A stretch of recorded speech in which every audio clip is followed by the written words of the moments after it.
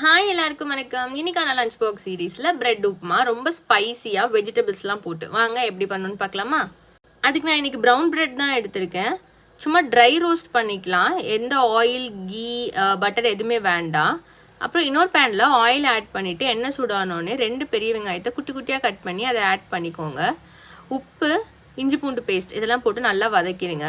வெங்காயம் ஒரு அளவுக்கு நல்லா கோல்டன் ப்ரௌனாக வதங்கினதுக்கப்புறம் 2 தக்காளி அதையும் குட்டி குட்டியாக கட் பண்ணி ஆட் பண்ணிக்கோங்க. நான் இன்னைக்கு குடமிளகாவும் கேரட்டும் எடுத்திருக்கேன். இப்போ மசாலாஸ் ஆட் பண்ணிடலாம். மஞ்சத்தூள், 2 டேபிள் ஸ்பூன் தனி மிளகாத்தூள் இதெல்லாம் போட்டுட்டு நல்லா வதக்கிடுங்க.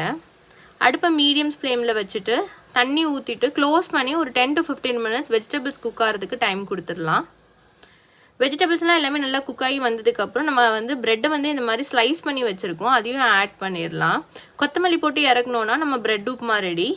வாங்க இப்போ லஞ்ச் பாக்ஸ் பேக் பண்ணிடலாம். இதுக்கு பெருசாக சைட் டிஷ் எதுவும் தேவை கிடையாது.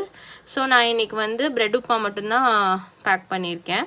ஃப்ரூட் ஸ்நாக்ஸுக்கு பேரிக்காய் பேக் பண்ணியிருக்கேன். நீங்கள் என்ன லஞ்ச் பாக்ஸ் பேக் பண்ணீங்கன்னு சொல்லி கமெண்ட் பண்ணுங்கள். இந்த மாதிரி மோர் வீடியோஸ்க்கு சப்ஸ்கிரைப் பண்ணி வச்சுக்கோங்க. தேங்க்யூ, பாய்.